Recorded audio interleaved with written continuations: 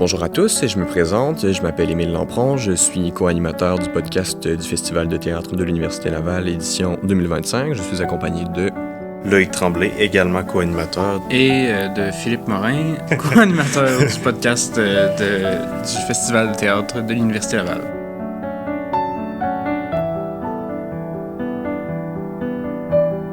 On est très heureux de recevoir en invité les deux comédiens, Gabriel Sénéchal et Jacques Leblanc. Messieurs, c'est un plaisir. Merci. C'est gentil. Donc, on va commencer comme ça. En fait, écoutez, ça va peut-être paraître naïf comme question, mais c'est quoi qui était votre piqûre du théâtre, en fait, exactement? Comment tout ce processus-là a commencé? Comment vous êtes rendu là présentement? Pas nécessairement à la table, mais dans la vie en général, là. Par où tout ça a commencé, en fait? Je peux commencer. Moi, j'ai commencé à faire du théâtre à l'âge de 8 ans, mais même avant ça, dès que j'avais 6 ans, ma grande sœur faisait des cours de danse et c'est là que je l'ai vue sur scène et j'étais comme « Ah, moi aussi, je veux être sur scène, je veux faire comme ma grande sœur. » Donc, je l'ai suivie à faire des cours de danse pendant quelques années. Sauf que je me faisais trop intimider à l'école parce que je faisais de la danse. Puis en région, à Rivière-du-Loup, c'était pas très bien vu. Fait que je me suis rabattu sur le théâtre, qui était, pour une certaine raison, mieux vu. Et j'ai comme toujours continué depuis l'âge de 8 ans à en faire chaque année. C'était vraiment la chose qui était stable dans ma vie. Puis quand est venu le temps de choisir un chemin de carrière au secondaire, je savais pas quoi faire. T'es pas allé vers la mécanique, là? Non, vraiment pas. Puis j'avais une amie qui est allée au DEC en théâtre à Cégep-Limoilou. Puis j'étais comme, mais pourquoi pas aller là en attendant? Puis c'est là que j'ai découvert c'était quoi un conservatoire, c'était quoi le milieu théâtral à Québec. J'ai vu ma première pièce de théâtre professionnelle. Et j'étais comme, wow, c'est ça que je veux faire, c'est vraiment impressionnant. Puis, dès la fin de mon bac, j'ai fait mes auditions pour le conservatoire. J'ai été accepté par M. Jacques Leblanc, qui est ici, qui était alors directeur. Et puis, voilà, depuis que je suis sorti du conservatoire en 2023, je m'enligne beaucoup vers la création. J'ai une compagnie de théâtre qui s'appelle Tête de l'Art. Et puis, on crée beaucoup de projets. J'écris mes textes. Je participe à plusieurs projets en tant qu'interprète, dont pour le FTUL dans les dernières années. Et voilà, j'essaie de me créer un chemin dans ce beau milieu. C'est merveilleux, c'est fantastique. Puis encore une fois, merci. Tu as été un mentor l'an dernier aussi. C'est vrai? Oui, c'est sûr. On a pu collaborer ensemble pour le dîner de con l'an dernier. Donc, encore une fois, merci pour ça. Ça a été des bien beaux conseils. Oui, ça fait plaisir. C'était un très beau projet. C'est votre professeure Elisabeth qui m'avait vu lors de mon spectacle au vieux bureau de poste et qui m'avait écrit « Hey, oui, OK. Bonjour, j'aimerais ça que tu viennes donner des ateliers de théâtre à mes jeunes. » J'étais comme « Bien sûr. » C'est de là que je te reconnais. Je me disais aussi... Ah, tu l'as vu aussi? Je l'ai vu au vieux bureau de poste. Okay. Génial. C'est bon. Fantastique. C'est ça. Maintenant... c'est très intéressant. On va passer juste oui, du côté de M. Leblanc maintenant. Pour ma part, je dois dire que j'ai étudié quand j'étais à l'école primaire, en deuxième année même du primaire, le Conservatoire de musique de Trois-Rivières venait d'ouvrir et là, il faisait intensivement du recrutement. Et il passait comme ça dans les classes, puis il demandait s'il y en a qui veulent étudier la musique. Moi, je crie oui, il y avait des petits papiers. Oui. Puis évidemment, quelqu'un nous expliquait l'affaire en entier. Quel instrument aimeriez-vous jouer? Bon, j'aurais écrit le violon, mais j'avais aucune espèce d'idée finalement. J'ai passé les tests musicaux, ils m'ont pris. J'ai étudié comme ça pendant 11 ans au Conservatoire de musique de Trois-Rivières, le violon. Et là, je suis rentré au collège, au cégep. Et il y avait des cours de théâtre. Bon, j'avais fait un petit peu de théâtre, mais pas de temps dans les camps, l'été, tu sais, des affaires comme ça, mais pas de temps. Et j'ai décidé de m'inscrire au cours de théâtre au Collège La Flèche. Et j'ai adoré ça. Et là, j'ai commencé tranquillement même à délaisser toutes mes répétitions, mes pratiques, mes cours de violon, là, c'est comme si c'était quelque chose qui ne m'intéressait plus du tout. En l'espace d'1 an, là, j'ai comme... moi, dans ma vie, j'étais certain que je deviendrais violoniste à l'orchestre. Et ça a complètement changé ma façon de voir l'art. J'avais beaucoup fait de scène, évidemment, là, quand tu joues dans un orchestre, quand tu joues en solo, j'étais même dans les petits chanteurs à Trois-Rivières, j'ai chanté autant comme autant. Donc, j'adorais la scène. Et donc, je me suis mis à prendre des cours de théâtre. Et à la fin de ma 2e année de cégep, là, j'ai dit, ah tiens, j'avais lâché complètement le violon. Je vais essayer d'entrer dans les écoles de théâtre. Ce qui n'est pas arrivé la première année. Et je suis retourné, là, à ce moment-là, je suis allé au cégep de Trois-Rivières. J'ai fait une année où j'ai pris juste des cours de littérature, des cours de théâtre. Donc 1 an plus tard, je me suis présenté au Conservatoire de Québec, ils m'ont pris. Et ça a commencé comme ça. Et donc, je suis entré au conservatoire en 1978. Ça fait quand même bien des années. J'ai gradué en 1981. À ce moment-là, il n'y avait pas de cours de mise en scène au conservatoire. Quand j'ai terminé au conservatoire en 3e année, les professeurs, en fait, le directeur est venu me voir puis il m'a dit, écoute, on veut fonder une classe de mise en scène au Conservatoire de Québec et on aimerait que tu sois notre premier étudiant en mise en scène. Et j'ai accepté, bien sûr. Et donc, j'ai fait une année supplémentaire immédiatement après. Donc, j'ai fini mon cours de mise en scène en 82. Mais pendant la saison 81-82, j'ai quand même joué dans 2 ou 3 shows. Et donc, ça a continué comme ça. J'ai joué énormément, là. Je ne peux même plus compter combien de shows j'ai joué dans ma vie, mais j'en ai fait quelques-uns.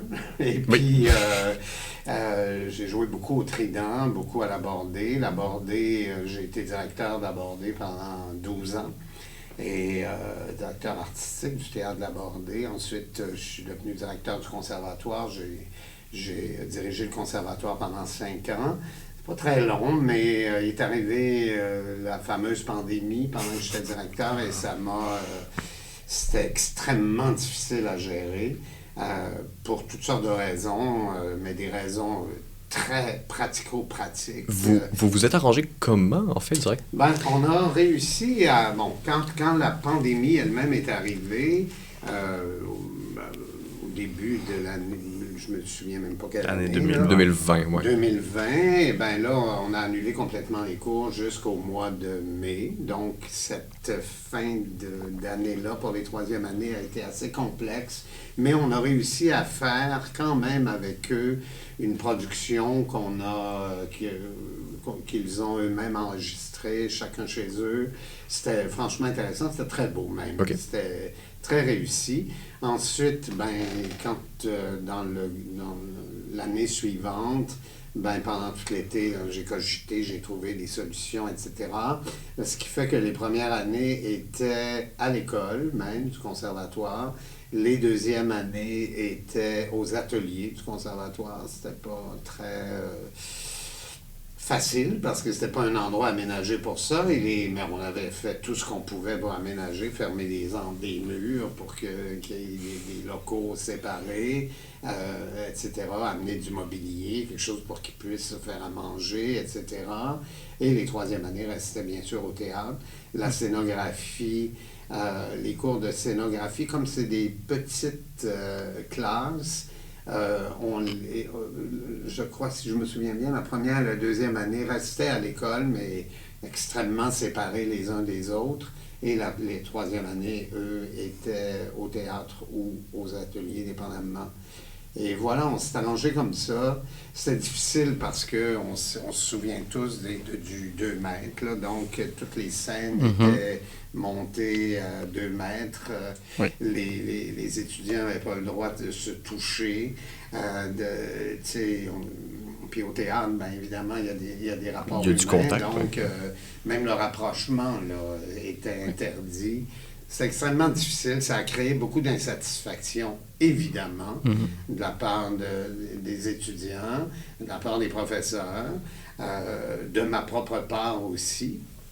Évidemment, je n'étais pas le responsable de la pandémie mondiale, mais il fallait quand même trouver des solutions. Et donc, il y a eu aussi... Voilà. Et après toute cette saga, j'étais vraiment... en fait, j'en avais un peu soupé de toute cette gestion-là, qui n'était pas la gestion que je pensais faire du conservatoire, qui était plutôt une gestion de renouvellement de la pédagogie, d'être un peu plus, je ne dis pas que c'est pas ça, là, mais d'être encore davantage près de la réalité théâtrale actuelle. Et donc, ça m'a laissé comme un goût amer. Donc, j'ai vu passer par hasard la possibilité de devenir directeur de diffusion culturelle de Lévis, qui a l'Anglicane et le centre d'exposition Louise Carrier. Donc, pour moi, comme ça réunissait aussi des choses que j'aime bien, c'est-à-dire l'art vivant, évidemment, la musique, le théâtre, et tout le reste, la danse, etc., la musique de concert. Donc, je suis là depuis 4 ans.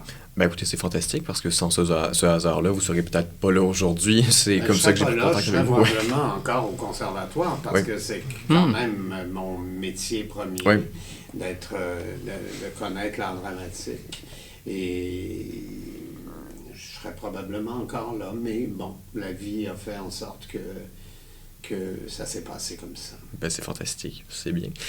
Pour revenir à la pandémie, Gab, tu as commencé en... Oui, ben ma première année d'études, c'était l'année scolaire 2020-2021. Voilà. J'ai d'ailleurs fait mes auditions pour le conservatoire en Zoom, juste après le début de la pandémie. J'étais dans ma chambre, c'était vraiment bancal. J'avais une scène où je devais étrangler ma partenaire de jeu à travers la caméra, qui, elle, était chez elle aussi, à la caméra. En tout cas, c'était tout un exercice, mais il faut croire que ça a bien passé quand même. Ben, c'est bien. Puis, oui, pendant les premières années de mon conservatoire, la pandémie, c'était assez particulier. Je me rappelle la première scène que j'ai jouée au conservatoire de tout mon parcours, je devais embrasser ma partenaire à 2 mètres de distance. Donc, je devais la prendre par l'épaule et la plaquer sur le mur et l'embrasser vraiment passionnément. Tout ça est très romantique. Tout ça merveilleux. À 2 mètres. Donc, comment qu'on avait fait avec notre metteur en scène, Jean-Sébastien, il nous avait placés à 2 mètres et moi, j'étais contre le mur. Donc, je faisais semblant de la plaquer contre le mur. Et elle se retournait comme ça. Ben, je peux pas le faire au micro, là, mais elle se retournait comme si je venais de la secouer. C'était vraiment... je sais pas de quoi ça avait l'air. En fait, c'était comme une espèce de jardin, de terrain de jeu, de trouver des solutions qui pouvaient à la fois être artistiques et pas réalistes, mais qui, à tout le moins, montraient un peu le réalisme de l'affaire. Je m'en souviens très bien. Puis c'était très pas plausible, mais poétique, à tout le moins poétique. Et il y a beaucoup de solutions comme ça qui se sont trouvées pour un paquet de scènes. Puis voilà. En même temps, c'était difficile parce que quand tu es toujours loin de ton partenaire, tu sais, il y a quelque chose dans l'intensité du regard, l'intensité de la communication là, entre 2 acteurs qui était difficile à trouver pour eux. Évidemment. Surtout qu'on avait des masques en répétition. La première fois où on s'est vu le visage en train de jouer, c'était à la Générale. Donc, ça changeait complètement tout le rapport qu'on avait avec notre partenaire. On ne savait pas quelles expressions qu'il faisait. Nous-mêmes, on développait des tics nerveux on faisait n'importe quoi en dessous de notre masque, personne ne nous voyait. Mais par rapport à ça, ça a aussi impacté je pense, les liens entre nous en tant que cohorte, il y avait beaucoup de... On revient à la maison, on a un cours, celui-là, il va être en ligne, celui-là, il va être en présence. Zone rouge, zone brune, fallait rester à la maison, tout ça. Fait qu'on se voyait, il y avait un couvre-feu à un moment donné aussi. Fait qu'on se voyait pas en dehors des cours. On n'a pas développé très rapidement des liens comme les autres cohortes du conservatoire ont pu le faire entre eux, qui deviennent très fusionnels, qui deviennent très amis rapidement. Fait que c'était un rapport vraiment plus individuel qu'on avait au conservatoire à ce moment-là. C'est ça, j'étais parti pour vous demander justement comment ça a impacté les liens, les relations, comment ils se sont créés au final, parce que, je veux dire, la pandémie n'a pas juste duré un an, je veux dire, elle a duré plusieurs années, comme tu as commencé en pandémie. Ça a dû durer au moins 2 ans, quelque chose. Oui, surtout les 2 premières années, c'était très incertain. Vers la fin de la 2e année, on voyait la fin, puis on est comme, OK, on peut commencer à sortir un petit peu dans des bars, se voir en dehors. Mais ça le fait qu'on a développé une manière de communiquer entre nous qui était très saine. On se voyait tout le temps, on était tous les 12 ensemble. On avait des discussions de groupe. À un moment donné, il y a eu une initiative de faire des discussions. Chaque cohorte avait un moment alloué pour se faire une discussion sur la santé mentale. Puis ça, on a vraiment apprécié ça. On a appris à se connaître, à partager vraiment ouvertement, puis de manière égale entre nous dans ces premiers moments-là. Bon, après, dans les 2e et 3e années, on a pu vraiment créer des liens plus personnels, se voir chez nous, puis tout ça. Mais voilà. Parfait. Puis, y a-tu, bon, malgré les désagréments que ça a causé du côté des professeurs et du côté des élèves, y a-tu des choses qui sont restées, des modifications? Pas tant. Là, non, on n'étrangle plus les que... personnes à distance. Là, c'est plus... Pardon? On n'étrangle pas les personnes à distance maintenant. Non, c'est ça. D'accord, oui. Mais en fait, de ces pratiques-là, non, pas tant. Oui, j'imagine qu'ils ont conservé, parce que moi, je suis parti, là, c'était à la fin de la 2e année. C'était en 2021. Ouais. Et donc, tu finissais ta 2e? Ma première année. Ta première année. Je ne sais pas qu'est-ce qu'ils ont conservé. Peut-être qu'ils ont conservé encore des discussions parce qu'il y a des rencontres avec des peut-être pas psychologues, mais des gens spécialisés dans certains problèmes que causait la pandémie, des problèmes sociaux, des problèmes psychologiques, là. Peut-être qu'il y a des choses là-dedans qui ont été conservées, je le souhaite, là, parce que c'est quand même important de créer ensemble avec les gens, avec ta cohorte, de créer un noyau fort, parce que la 3e année, bon, t'es d'abord au conservatoire, tu es ensemble matin, après-midi et soir, et la fin de semaine, souvent. Puis quand tu es en 3e année, ben là, tu es encore plus près de l'autre, parce que là, tu vas avoir à faire sur scène des spectacles qui vont être vus par du public et des spectacles qui vont jouer 6 ou 7 représentations, là, je ne me souviens pas. Il faut quand même que tu crées quelque chose, là, c'est important. Et tu crées aussi une création collective. Ça peut être une épreuve, comme ça peut être formidable, là. Ça dépend. T'sais. Donc, il faut qu'ensemble, tu sois capable de négocier avec l'autre. C'est très important parce que, mettons, si Gabriel écrit beaucoup, s'il écrit des choses puis quelqu'un n'est pas d'accord avec ça, il faut négocier, en création, c'est complexe quand même. Il faut réussir à vivre en société. C'est bien important parce que pour la suite du monde aussi, c'est ça. Quand tu es en train de travailler avec des comédiens avec qui tu n'as jamais travaillé, ben, il faut que tu formes avec eux une espèce de cohorte. Et ça, c'est sans cesse, ça, c'est toujours ça. Oui. Bien, puis pour la suite du monde, je veux dire, en tant qu'artiste, qu'est-ce que vous croyez comme message qui serait le plus important à transmettre pour... pas la relève, mais en tant que société, en tant qu'artiste, qu'est-ce que vous aimeriez transmettre pour la suite des choses dans votre carrière en tant qu'interprète, en tant que... Y a-tu un message? Mon Dieu, c'est très très large comme question. C'est ça, je viens de passer, là, puis voilà. Mettons, moi, il y a une espèce... ça se retrouve pas dans tout ce que je fais, mais il y a quelque chose que j'essaie de véhiculer dans ce que je fais, c'est une espèce de message de bienveillance. Je trouve fortement qu'il manque de bienveillance dans notre société aujourd'hui, tant dans le milieu des arts que dans la vie en général. Je trouve que on est très sévère envers nous-mêmes, envers les autres, et que de prendre soin de soi, c'est pas nécessairement la priorité de tout le monde, alors que ce devrait l'être selon moi. Je ne vis pas pour travailler, je travaille pour vivre. Le théâtre, c'est ma vie, j'adore ça, mais je le fais pour être capable de vivre, pour être capable de bien dormir, puis d'être épanoui dans ma vie. Puis je pense que c'est dans ce sens-là qu'il faudrait prendre les choses qu'on fait, notre travail. Je pense que c'est ça qu'il faudrait qu'il change un petit peu dans la société. Je sais pas si c'est clair. Oui, absolument. Non, mais c'est un message tout à fait approprié.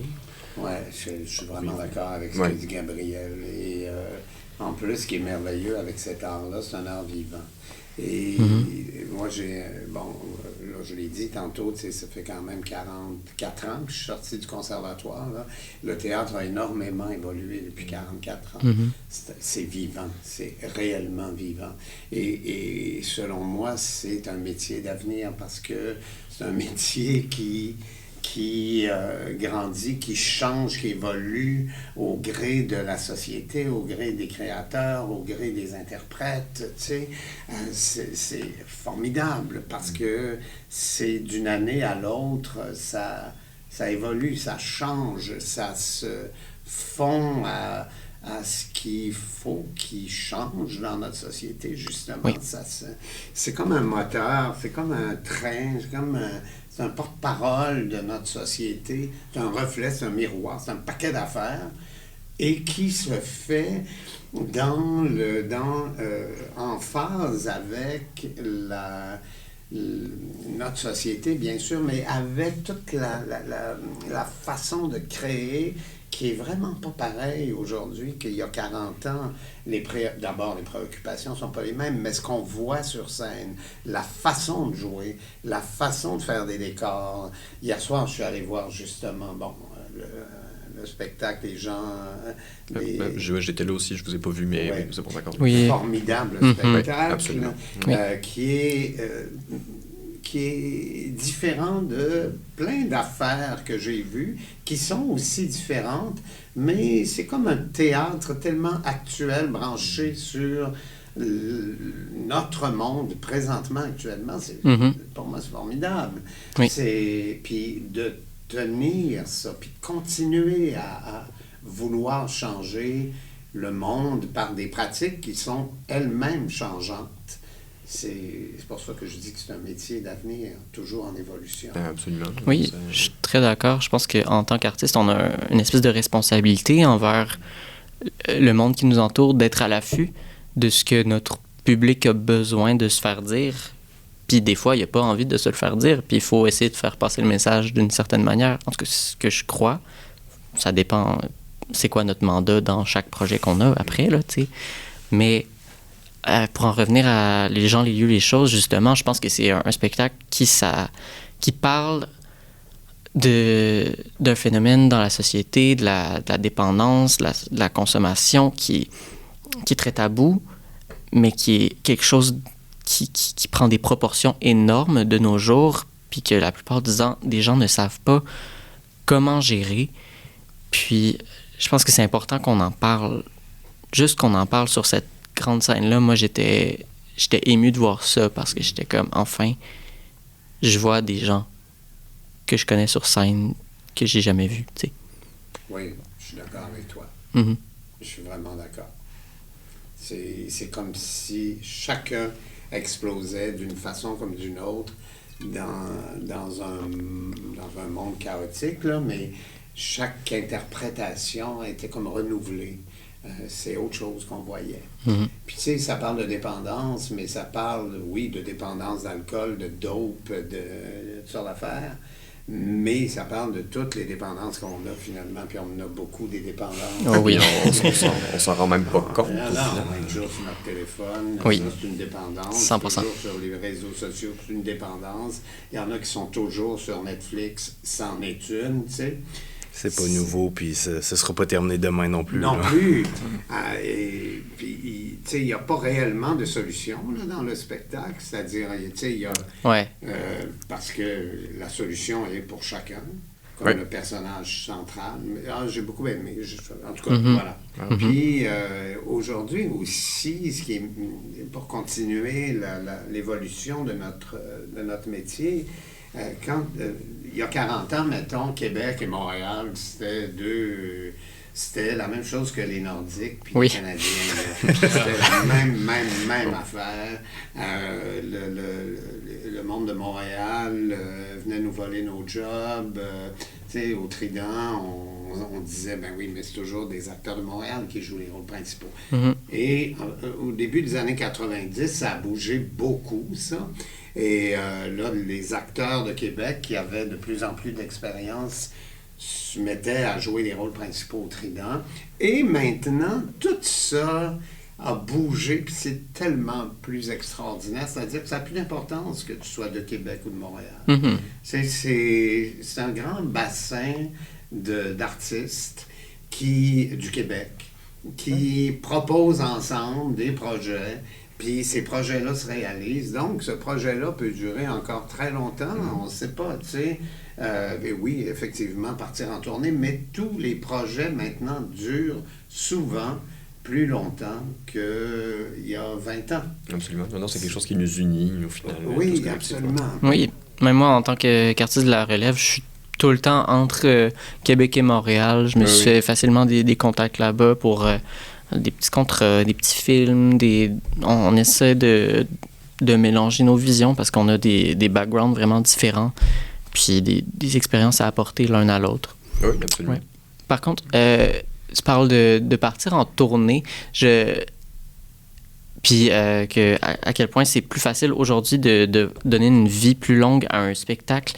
Puis moi, j'ai entendu dernièrement que c'est plus difficile pour les compagnies maintenant de partir en tournée que ce l'était, mettons, probablement c'est plus facile que v'là 20 ans, mais que v'là peut-être 5 ans, que c'est devenu un enjeu vraiment majeur en raison et de la pandémie, parce qu'il y a plusieurs personnes qui, mettons, des directeurs de tournée, ça existe quasiment plus, parce qu'ils se sont reconvertis pendant ce temps-là, puis aussi à cause du manque de ressources, du manque de financement.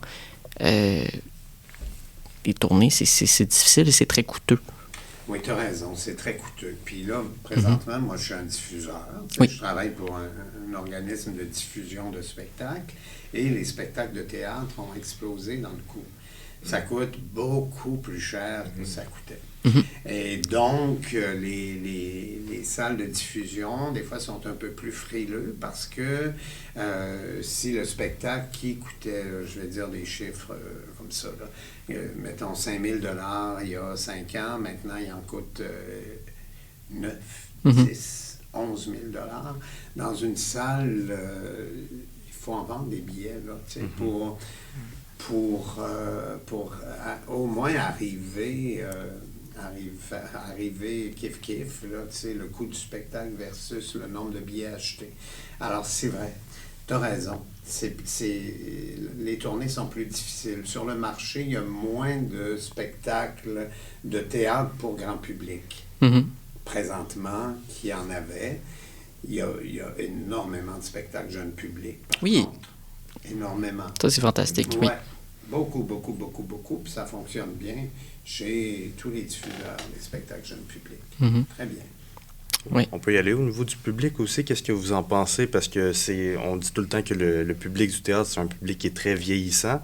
Mais je sais pas, j'ai l'impression que ces dernières années, il y a un renouveau aussi au niveau du public qui devient de plus en plus jeune. Qu'est-ce que vous en pensez? Qu'est-ce que vous pouvez espérer par rapport à ça? Je sais pas. Je sais pas. Je sais que je pense que c'est dans un de nos cours, Anne-Marie Olivier qui nous avait partagé que au niveau de la société québécoise, il y a 4% la population qui consomme du théâtre. Mhm. Fait que moi, j'ai pas en tête qu'il y a un renouveau de l'auditoire du théâtre. Après, puis je suis peut-être un peu pessimiste, mais je pense que il y a des possibilités à aller chercher du nouveau public, puis il faut trouver une manière de se réinventer. Puis je pense que c'est ce qui se passe un peu en ce moment avec les nouvelles compagnies, c'est qu'on essaie de trouver des nouvelles façons de faire de l'art qui sortent de la diffusion traditionnelle. Puis c'est peut-être ça qui va intéresser un peu plus un nouveau public. Je sais pas ce que vous en pensez. Ben moi, je suis assez d'accord avec toi. Je pense que la façon actuelle de faire du théâtre probablement présage que ça va attirer un public plus jeune. Il y a le prix aussi. Ça coûte cher. Tu sais. Mais c'est un argument. Ton billet, là, Ah oui. ça coûte cher. Alors, puis, ça coûte pas cher au prix de ce que ça coûte. Hein, parce que d'abord, s'il n'y avait pas de subvention pour ceux qui en ont, là, mais si on parle du Trident, si on parle de la Bordée, si on parle du Périscope, enfin, je vais parler des organismes producteurs plus que des diffuseurs, mais s'il n'y avait pas de subvention du gouvernement, le prix du billet serait le double au moins. Alors, un billet qui est 48 ou 50 ou 52 dollars, mais ça serait 100 quelques dollars pour aller. Ça coûte cher, mais il y a beaucoup de monde sur une scène, il y a beaucoup de gens impliqués. Il y a tous ceux que nous ne voyons pas, mais dont on voit le travail, qui sont là-dessus aussi. Il faut les payer, puis essayer le plus possible, les payer décemment. Là. Puis d'un point de vue de producteur aussi, quand on fait un budget, on peut pas se baser sur « Ah, ben je vais vendre tant de billets, tant de billets ». Non, il faut que tu garantisses un revenu aux personnes que tu engages. Tu peux pas juste dire « Ah, j'aimerais ça que tu fasses ma conception ou que tu fasses la régie sur mon spectacle, puis on verra comment je vais te payer ». On fait ça, mettons, dans des projets autogérés de compagnies émergentes, tout ça, mais à un certain point, c'est pas viable. Non. Fait non. On n'a pas le choix de budgéter. Oui, puis il y a énormément de stress qui accompagne le travail de tous ces gens-là, les interprètes autant que les concepteurs, puis le metteur en scène, puis tous ceux qui travaillent aussi aux communications, puis le directeur artistique. Puis il y a beaucoup de stress là-dedans. Il faut que ces gens-là soient... Il faut qu'il y ait une compensation. Ben oui. Quand tu vas sur scène, mettons, hier soir, là, c'était full, il y avait 500 personnes dans la salle. Il y a quand même un stress qui va avec la prestation. Il faut que ça soit récompensé. Il faut que ce soit, en tout cas, que tu le reconnaisses en tant que producteur envers tes interprètes, envers tes concepteurs. Mais espérons que ça va continuer. Mais justement, ce que je disais au départ, c'est que la façon de faire du théâtre aujourd'hui, j'ai l'impression que ça va attirer davantage les jeunes, là, je veux dire les gens de 20 à 40 ans. Là. Parce que après 40 ans, je pense que les gens ont eu leurs enfants, ils ont leur maison déjà, ou leur appartement, ou peu importe. Là. Et là, ils recommencent à sortir. Mais c'est ça. Mais entre 20 et 40 ans, c'est plus difficile. T'sais, les gens sont sur leur carrière, sont sur leur... il faut que je paye mon hypothèque. Là, je viens de m'acheter une maison, ça coûte cher. Là, il y a les enfants, il y a la gardienne. Il y a quand même beaucoup d'affaires là-dedans. Là. Ça coûte cher, tout ça. Là, si tu n'as pas commencé à prendre l'habitude d'aller au théâtre avant 20 ans, c'est peu probable que tu commences à y aller à 30 ans pour aucune raison, tu sais. Oui, à moins qu'un hasard extraordinaire te fasse aller voir un show, puis que ce show-là te rentre dedans d'une façon extrêmement forte, et que là, tu te dises « Ah, wow, je vais peut-être réessayer », mais...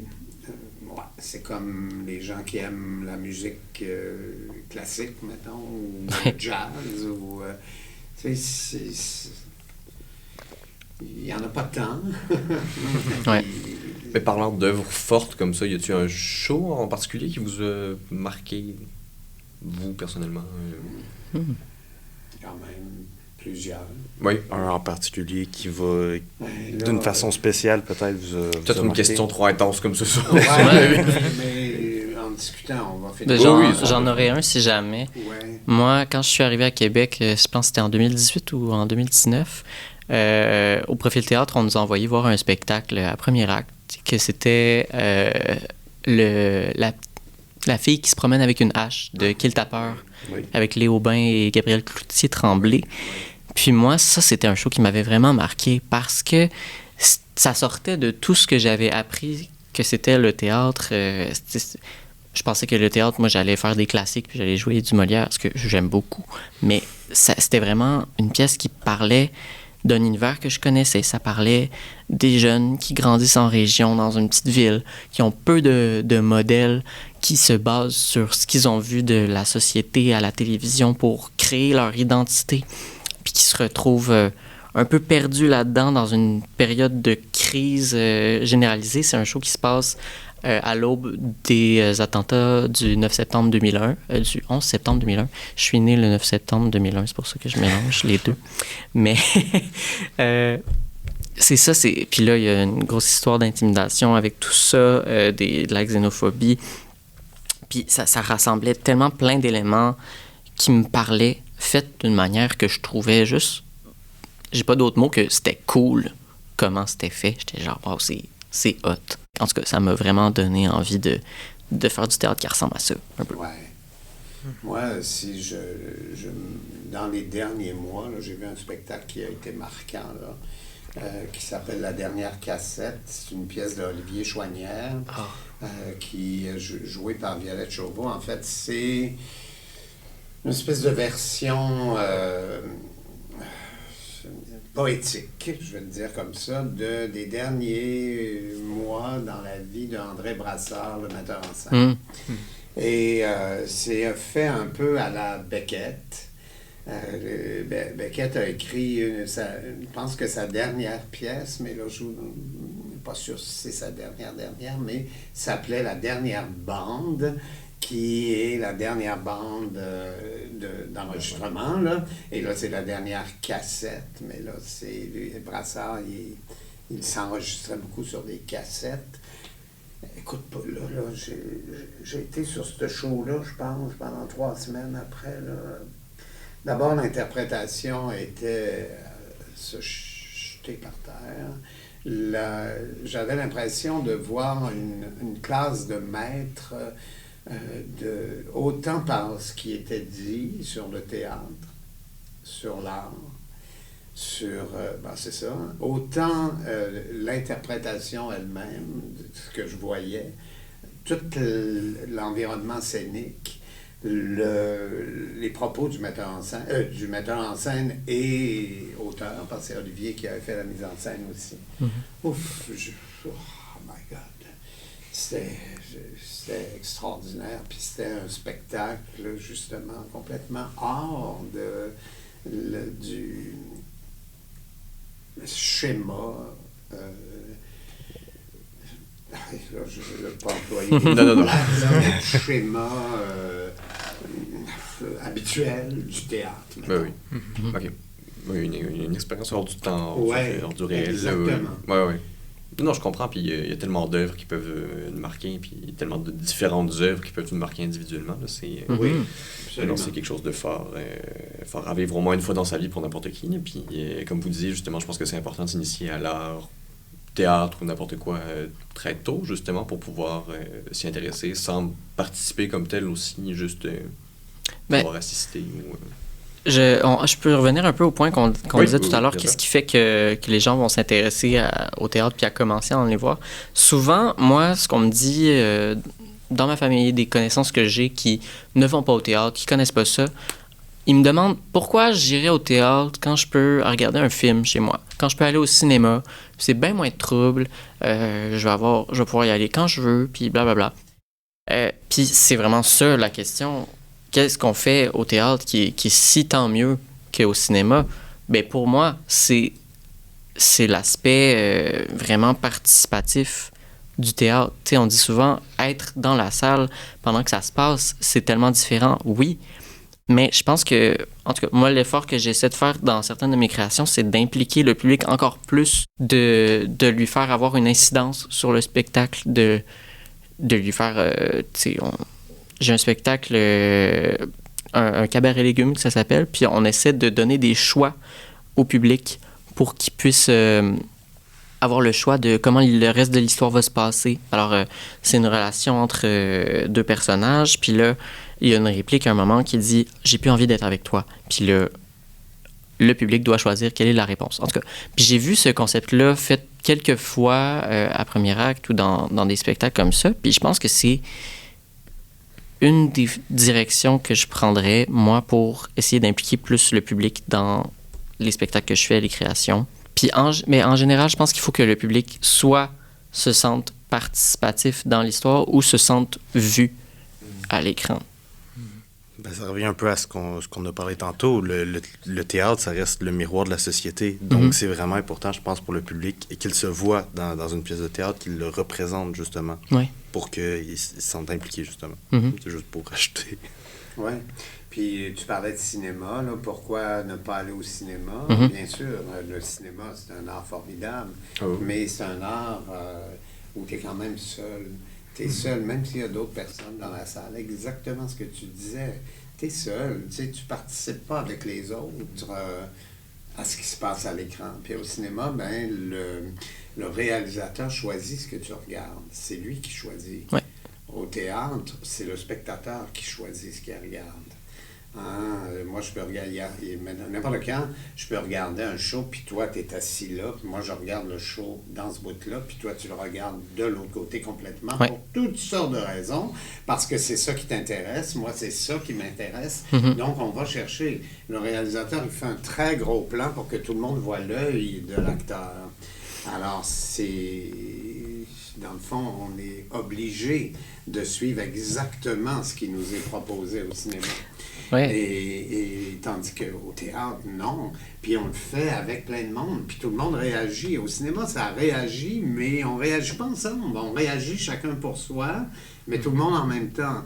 Au théâtre, on réagit davantage ensemble. Puis, et avec ce qui se passe en avant, bien sûr. Puis les interprètes, eux, réagissent à ce que le public donne. Oui. Ce qui n'est pas le cas du tout au cinéma. Je veux dire, c'est une œuvre finie qui ne bougera plus jamais, à moins que le réalisateur en fasse une nouvelle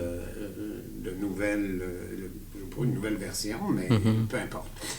Et là, bon, c'est vraiment une affaire à gagne. Tout le monde ensemble, tous ceux qui sont là, c'est... Mais en même temps, si ça n'intéresse pas quelqu'un, c'est pas grave. Bon, c'est pas grave, qu'est-ce que tu veux.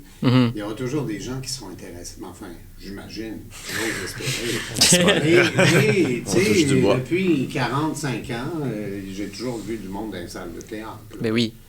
Toujours. Bon, puis c'est pareil comme aujourd'hui, il y avait des shows, j'ai joué dans des shows au Périscope où il y avait 10 personnes dans la salle. Mais ça arrive à premier acte qu'il y a 10 personnes dans la salle.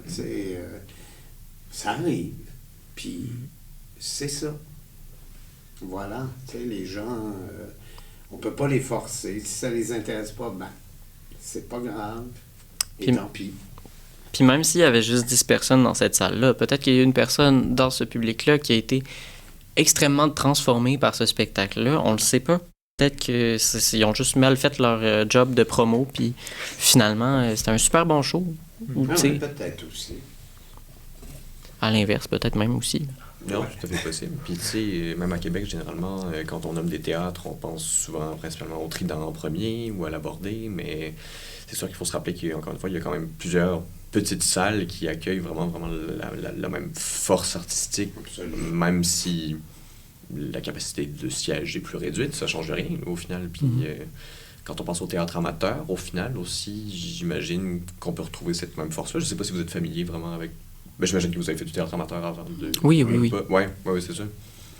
Fait qu'au final, même si...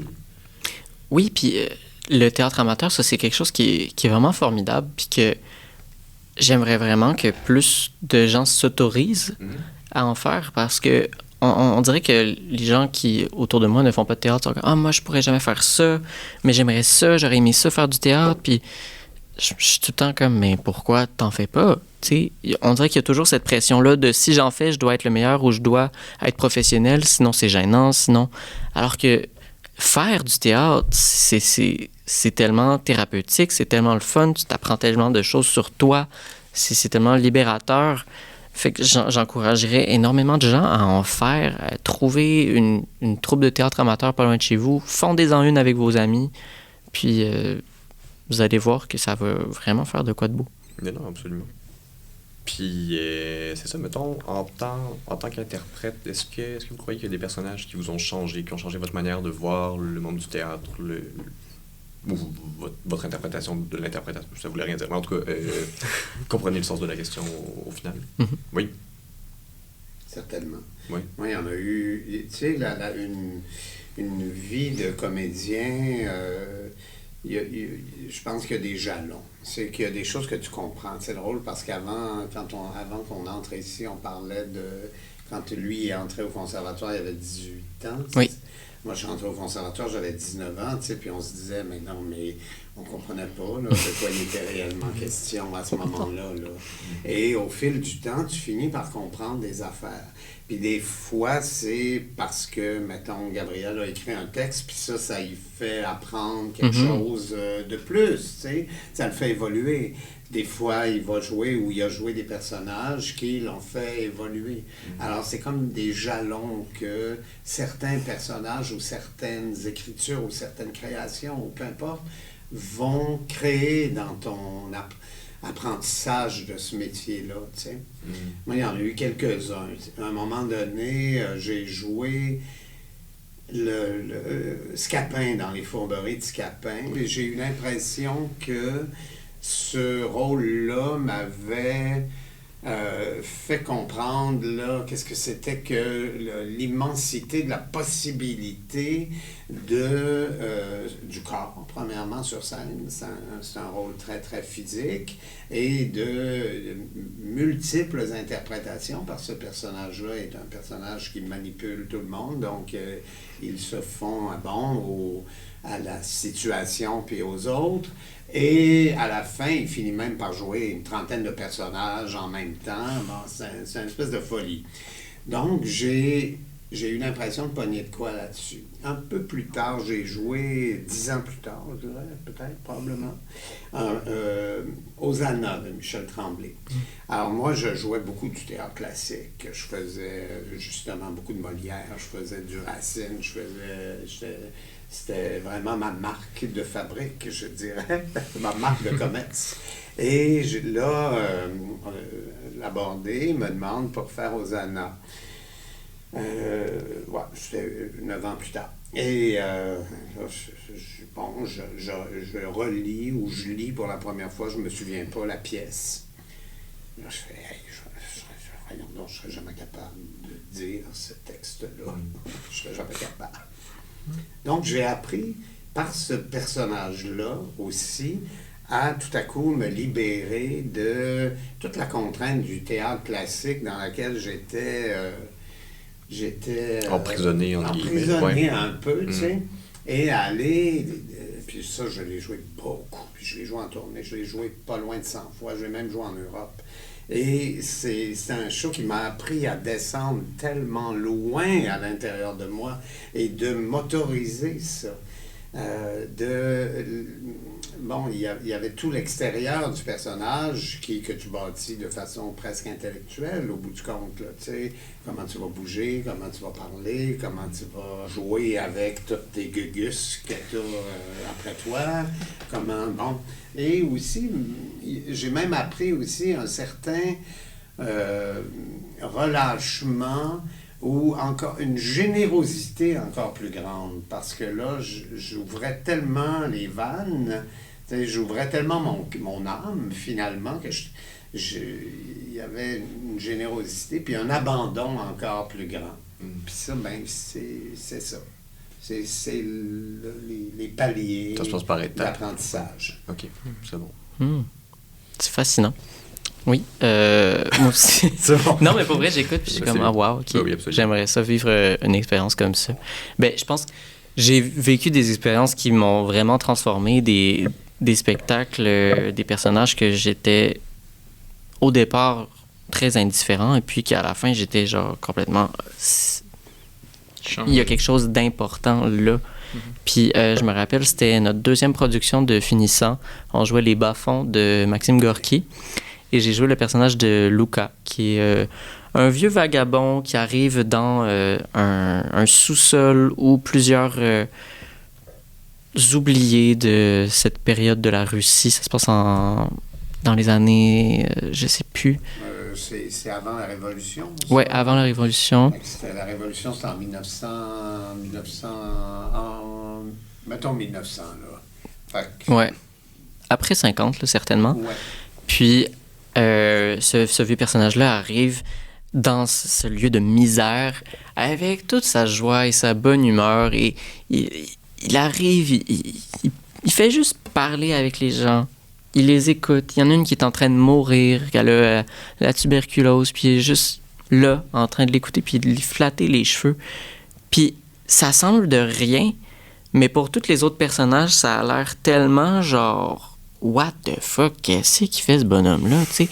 Puis ça m'a vraiment appris quelque chose sur justement l'empathie, la bienveillance, de comme à quel point ça transforme les gens. Le message de cette pièce-là, c'est que tous ces personnages-là qui étaient dans la grosse marde, puis juste dans la négativité, puis dans le « on est dans la marde, personne ne va nous aider », puis ce personnage-là qui arrive, puis qui décide de prendre soin de une ou deux personnes dans la gang, puis tout le monde voit ça, puis voit à quel point ce vieux-là, il est authentique, puis qui aime ça, puis qui a juste de l'amour à donner, malgré tout ce qui se passe, ça les transforme, puis ça les pousse à faire des changements dans leur vie, sans qu'il y ait eu besoin de leur dire « Ah, faut que tu fasses ça, faut que tu fasses ça, faut que tu fasses ça ». Juste en étant comme ça les a transformés, puis j'étais vraiment inspiré par ça. Puis c'est tellement un personnage qui a des valeurs fortes que quand tu le recherches, puis c'est le message de la pièce aussi, t'es comme... Je peux pas ne pas avoir ça en moi pour le reste de ma vie. Genre, ça m'habite. Je suis comme, OK, genre, faut que je transmette ça d'une manière ou d'une autre. Même au-delà de je l'ai livré sur scène, c'était bien le fun, mais comme, il y a des leçons à retenir là-dedans que je veux pas oublier. Puis après, je pense que c'est peut-être difficile pour moi de dissocier après ça. C'est qu'est-ce qui est mes valeurs à moi, puis qu'est-ce qui est les valeurs de ce personnage-là. Puis ça a été tough pendant un bout de comme sortir de ça. OK, ça, c'était les valeurs du personnage. Ça, c'est moi, qui je suis. Parce que bon, c'est pas un personnage non plus qui est juste bonne humeur et joie et tout ça. Il y a une part d'ombre à l'intérieur de lui. Fait que c'est à faire attention quand on fait un personnage comme ça puis qu'on s'investit à ce point-là, parce qu'après ça, tu te retrouves un peu déboussolé. Mais en tout cas, tout ça pour dire que j'ai beaucoup appris sur comment traiter les autres autour de moi à travers ce personnage-là. Ben, le théâtre, ça reste l'école de la vie. À propos de ça, au niveau de l'interprétation, tu as parlé justement que c'était dur de dissocier les personnages. Est-ce que pour vous, M. Leblanc, ça a été quelque chose qui était compliqué? Y a-t-il des expériences qui vous rappellent ça, une certaine dissociation? Ça rentre beaucoup dans le jeu du théâtre, de la façon dont on interprète, mais... C'est-à-dire des personnages qui vous ont tellement marqués intérieurement ou que vous avez été tellement loin que ça a été dur, des fois, de dissocier les personnages de qui je suis et de qui je suis en dehors de la scène? Je suis obligé de dire non. Ça m'est pas problème. vraiment arrivé. Bien sûr, j'ai trippé, j'ai appris, j'ai été des fois extrêmement ému par des personnages qui me rentraient dedans, là, évidemment. C'est sûr qu'il y a des fois, mettons, quand des spectacles où tu joues quelqu'un qui a une énergie négative extrêmement forte, ça peut arriver que tu traînes ça dans la vie, malheureusement. Pour toutes sortes de raisons, parce que là, on répète longtemps, puis on joue pendant un mois, puis là, on est longtemps dans cet univers-là. Mais à part ça, j'ai pas tant traîné d'affaires de mes personnages dans la vie. Mais je dis ça, il faudrait voir avec les gens avec qui j'ai vécu.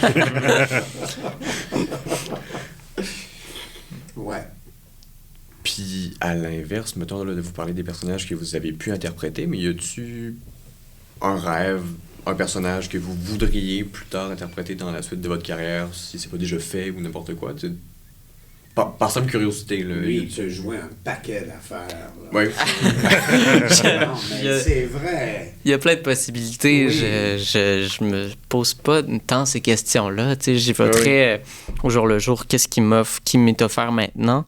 C'est sûr que à l'école de théâtre, j'ai eu l'occasion de tester certains petits personnages, de faire genre ça. Puis je pense que c'est quand on avait fait Hamlet que j'avais essayé le personnage de Hamlet justement, puis que j'avais commencé à toucher quelque chose, puis à comprendre l'ampleur du tourment de ce personnage-là. Puis j'étais comme wow, ok, j'aimerais ça essayer de plonger là-dedans encore plus. Après, ça viendra si ça vient, puis Oui. il y a plein de... Tu sais, Hamlet, c'est un show qui a été adapté, rejoué et tout ça. Fait que sûrement que je vais jouer dans un show un moment donné qui va être adapté de l'histoire de Hamlet, mais que je le saurais même pas parce que c'est comme adapté d'une histoire adaptée. Puis Non. Oui, je sais même pas. Hamlet même. Ben oui, là, Ça serait fantastique. Ah oui? Oui. Mhm. Absolument. Ouais. Je te le souhaite, en tout cas. Merci. Ah, Je te le définitivement. souhaite. J'aimerais bien. Ouais. Ce serait fantastique. Écoutez, cet épisode pilote aura servi à te faire de la pub pour ton Je veux jouer à Hamlet! C'est ça. Hamlet, c'est Shakespeare. Oui. Moi, j'aimerais aussi jouer un Shakespeare. Je trouve, là, tu sais, des grands rôles, là, j'ai 66 ans, il y en a de moins en moins des grands rôles rendus à cet âge-là. Là. Il y en a encore quelques-uns, mais pas tant. Pas tant.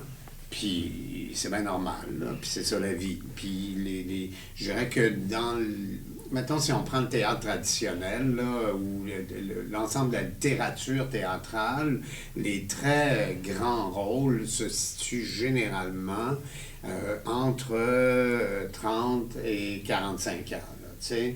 Mais moi, j'aimerais beaucoup jouer le roi Lear de Shakespeare aussi. Oui. Ah. Alors ça, j'en vois ça dans l'univers depuis quelques années, là, en me disant... Encore une fois, ça peut vous servir de pub, c'est ça parfait. peut être N'hésitez pas. J'en ai parlé à Olivier Artaud. Non, mais tu sais, il faut quand même... Tantôt, je disais c'est un métier d'avenir, mais c'est un métier d'avenir pour ça aussi, parce qu'on peut toujours espérer, tu sais. Oui. Les choses sont possibles aussi. C'est un métier où une année, tu peux jouer un show, puis l'année suivante, tu fais un film, là, ou tu fais une série à la télé. C'est quand même... Il y a beaucoup de possibles dans ce métier-là. Puis là, en parlant de tout ça, c'est ça. Mettons, la différence entre l'interprétation sur scène puis devant la caméra, c'est quoi les principales différences qu'il faut reconnaître ou... Ben là, toi, tu viens de faire un film. Oui, j'ai fait quelques petits films cet été, cet automne, des petits courts-métrages, très le fun, beau projet.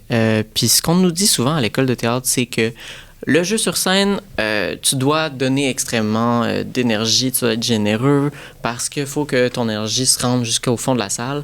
Puis à la caméra, c'est le contraire, c'est que la caméra vient chercher ce que tu as. Donc, il faut que ce que tu as à l'intérieur, ce soit extrêmement vrai et accroché et vrai, mais tu n'as pas besoin de le projeter super loin, même autant de la voix puis que dans l'intention. Tu as juste besoin de le ressentir pour vrai. Puis la caméra vient le chercher. Puis j'allais dire de quoi, mais j'ai perdu. Mais même, il faut que tu joues pour les différents plans. Oui. Ah, c'est ça que tu voulais dire, Oui. peut-être. Là. Des fois, ils viennent te chercher juste les yeux. Alors, imagine si tu fais sur le grand écran, là, ça te fait une affaire qui n'a pas d'allure. Tu as toujours conscience de elle est où la caméra. On l'oublie jamais. C'est là, c'est un gros objectif. Puis, faut jouer avec. Faut flirter avec la caméra. Tu dis, je vais passer mes yeux un petit peu à 2 mètres, juste même 2 centimètres au-dessus de l'objectif, là, puis ça va faire genre un petit effet. Puis tu deviens un peu... Après ça, tu te regardes dans le caméra, puis t'es comme, OK, j'ai l'air de ça. Puis là, t'as l'occasion de le refaire. Fait que ça, c'est le fun. Fait que là, tu peux genre modifier un quart d'angle dans... Tu penches ton manteau un petit peu, tout ça. En tout cas, Puis est-ce quelque chose que vous aimez mieux faire, mettons, sur scène, devant caméra, devant... Ça dépend quoi. Ouais. Ça dépend quoi. Moi, ce que j'aime de la scène, c'est que ça me permet d'être très physique, ça me permet Oui, c'est sûr, c'est différent, là, mais... d'être entier, puis à la caméra, on dirait que je peux être très intime. Je peux montrer vraiment plus qui je suis, puis qu'est-ce que je vis, comment je vis les choses. Je crois. C'est bien. Moi, j'aime aussi les deux. Mhm. Je fais moins voyons, de films ou de courts-métrages ou de télévision, de caméra en tout cas, que j'ai fait de scène, mais j'en ai fait quand même. J'ai fait même des séries à la télé. Oui, la rue Tabaga. Sur la rue Tabaga. Oui, j'ai vu ça. Le village de Nathalie, tu sais, mais c'était des... Oui, on jouait pour la caméra, mais c'était quand même des émissions qui étaient un peu jouées comme au théâtre. Un peu jouées comme au théâtre. OK. Par contre, sur la rue Tabaga, c'était une émission où je m'adressais uniquement à la caméra. Donc, je m'adressais aux jeunes qui écoutaient, aux enfants qui écoutaient l'émission. Donc là, il fallait que ce soit très intime, justement, parce que tu t'adresses à quelqu'un directement. Et bon, puis j'ai fait une couple d'autres affaires. J'ai toujours beaucoup aimé ça, mais ce que j'aime aussi sur quand tu tournes, c'est tout ce qui va alentour. Même l'attente, j'aime ça. Même on recommence parce que la technique, il y avait une affaire. Mhm. J'aime ça. Je trouve ça agréable. Je trouve que c'est beaucoup moins stressant que la scène, là. Et c'est plus long, mais c'est agréable. Puis généralement, les gens qui travaillent là-dessus sont très sympathiques. Ouais. Puis généralement, les réalisateurs, les réalisatrices sont hyper fins. Tu sais, souvent, là, c'est un milieu, bon, des fois, il faut que ça aille vite, là, la télévision, entre autres, là, il faut que ça aille très vite. Mais en même temps, tout le monde veut que ça soit bon, là. Il n'y a personne qui veut que ça soit botché, là. Fait que c'est deux mondes différents, mais deux mondes fort agréables, mais qui ne vont pas chercher du tout la même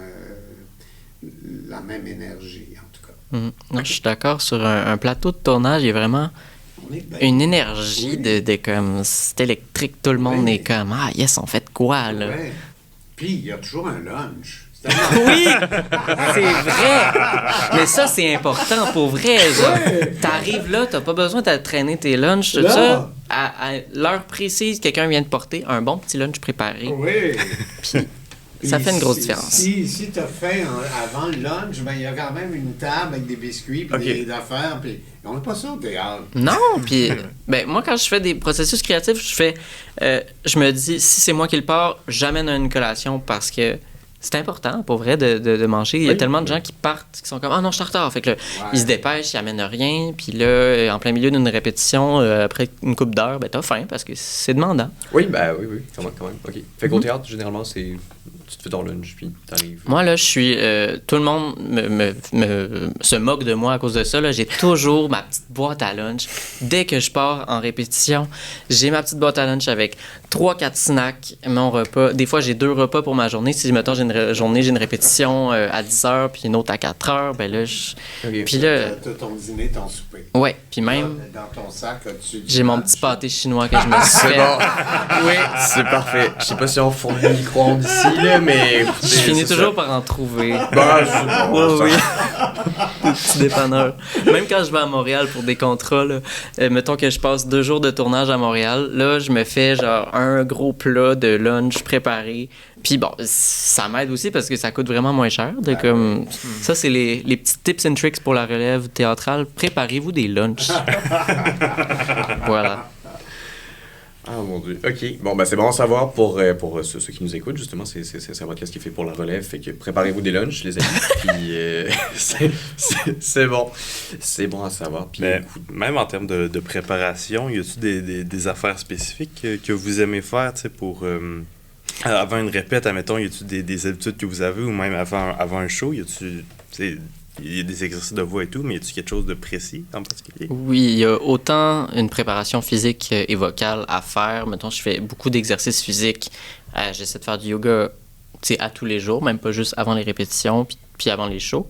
Mais un processus plus abstrait et artistique, j'aime ça me faire une playlist de chansons qui représentent le personnage, le rôle, le projet que je vais faire. Puis j'écoute ça pendant que je m'en vais à mon show ou à ma répétition. Puis ça me met dans la bonne énergie. J'aime ça faire ça. C'est parfait. C'est bon, fait que j'imagine que chacun a ses petits trucs. Mais oui. Oui, c'est bien ça. sûr. Moi, dépendamment de la grosseur du rôle que j'interprète, là, mais souvent, en m'en allant au théâtre, là, quand je vais à pied, je fais mon italienne complète de toutes mes répliques là, en marchant vers le théâtre. Ça, j'aime beaucoup ça, faire ça. Puis en même temps, ça te concentre là, entièrement sur ce que tu vas faire. On dit souvent que quand on joue le soir, en tout cas moi je dis ça, là, mais je ne suis pas le seul à le dire, mais souvent la journée est un peu consacrée à ça. Tu sais, tu réserves un peu ton énergie. Mais là, toi, t'es jeune, là, tu sais, mais à l'âge que j'ai, tu réserves un peu ton énergie pour que ton énergie soit entière, pleine et entière le soir. Fait que donc, ta journée est un peu là-dessus. Fait qu'il y a ça là-dedans aussi. Oui. Comment ménager toute ta journée pour être entièrement plein pour le public le soir. Ça, c'en est une affaire pour moi aussi. Puis, c'est niaiseux, mais à quelle heure tantôt tu as parlé des lunchs, mais à quelle heure qu'on mange quand on joue le soir? Mm-hmm. C'est important quand même pour être complètement libre, mais quand même pas avoir faim pendant que tu es sur scène. Mm-hmm. Il y a ça là-dedans aussi. C'est comme toute une préparation globale de je m'en vais faire de quoi qui est important le soir. Puis, moi, j'aime beaucoup aussi être un peu de temps avant d'entrer en scène, être là, entendre le public. J'aime ça, saisir ce qui se passe dans la salle, tu sais, comprendre un peu l'énergie qu'il y a là-dedans, avec qui je vais travailler à soir, là, tu sais. Ça, c'est bien le fun aussi. Je trouve que c'est...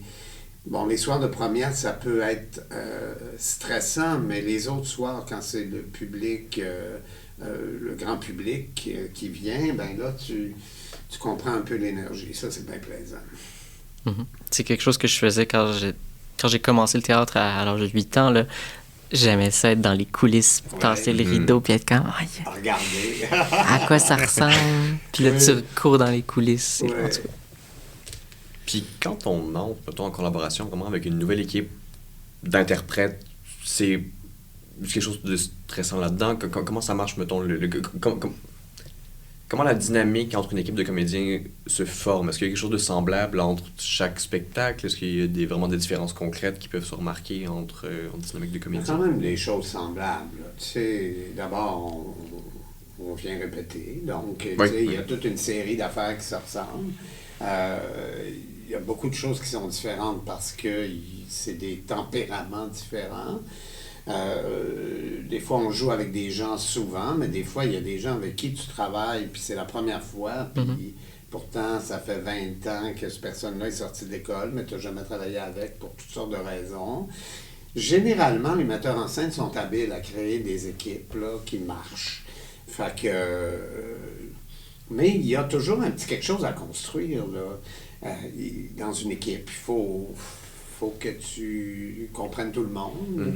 Puis que tu joues avec l'énergie de chacune de ces personnes-là, puis qu'ensemble, on crée quelque chose. C'est la même chose, c'est sur une scène, tout le monde veut que ça soit bon. Oui. Puis le jour où on a compris, puis on comprend ça assez vite, le jour où on comprend que c'est pas nécessairement, tu sais, on veut être bon, là, mais que le théâtre, c'est pas juste toi être bon, là, c'est que tout ça en même temps soit bon.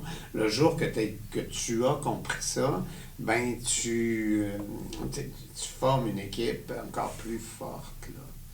Puis, bon, c'est ça. Des fois, il y a des équipes, ça marche pas. Ou... Fait qu'il y a des moments de friction. Il y a des moments de friction, absolument. Il y a des gens avec qui tu joues, puis ça marche pas, puis tu te fais des images mentales. Pour toutes sortes de raisons, tu sais. Ça se peut, ça, là.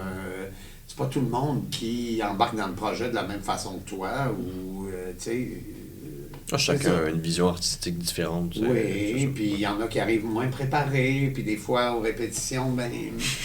C'est un petit peu tannant, hein, parce que là, toi, t'es rendu à un certain point dans ta préparation, puis là, t'as l'impression qu'il y en a qui font que le projet va moins vite. Puis, tu sais, une fois qu'on est libéré d'un paquet d'affaires au théâtre, là, c'est-à-dire le texte, la mise en place, toutes ces affaires-là, là, on commence à créer. Ben oui. Alors, une fois, tu sais, il faut se débarrasser de tout ça, là. Puis le texte, ben, qu'est-ce que tu veux, c'est plate, là, mais il faut l'apprendre. Puis c'est plate, mais il faut le faire. Oui. Puis même là, moi, je trouve ça encore plate d'apprendre du texte. Ben oui. C'est pas vrai. Plate, c'est pas plate, c'est ardu. Mais en même temps, tu apprends ton texte, puis là, tu comprends tout le personnage de plus en plus. C'est extraordinaire, là. Mais c'est long. Puis c'est de plus en plus long aussi avec les années. Ah oui. Mais, tu sais, il faut que tu arrives et que tu sois prêt. Ça aide tout le monde. Vraiment.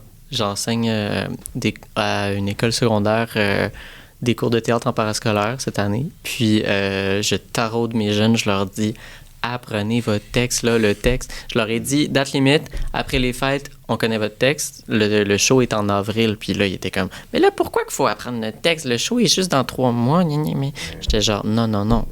Vous allez apprendre votre texte. Puis là, vous avez le temps. Je leur ai dit ça en septembre. Puis ils le savent toujours pas. Puis là, en tout cas, oui. En tout cas, c'est difficile, mais c'est très important. C'est la base, c'est qu'on commence le travail là, comme tu dis. Oui.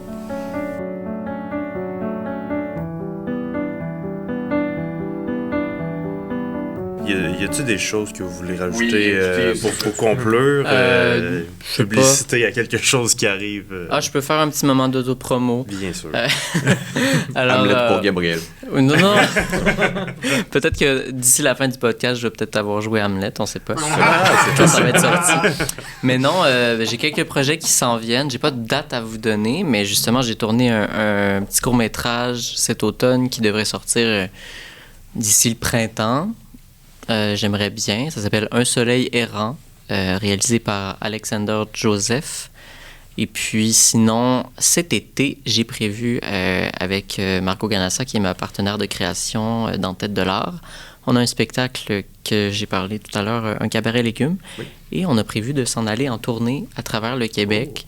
Donc, à partir de tout le mois de juin, on va s'en aller vers Tadoussac, Baie-Saint-Paul, Trois-Rivières, Pointe-Sec et Québec, bien sûr, Montréal. Les dates seront à venir. Suivez nos réseaux Tête de l'art sur Instagram, Facebook, notre site web. Et voilà.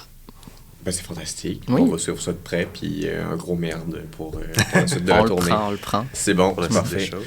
Vous, M. Leblanc, est-ce qu'on peut vous faire de la publicité? Moi, je vais jouer au TNM au mois de novembre. En fait, c'est la reprise de Hosanna ou la Sherazade des pauvres qu'on a fait au Trident l'année dernière. On joue au TNM à l'automne 2025.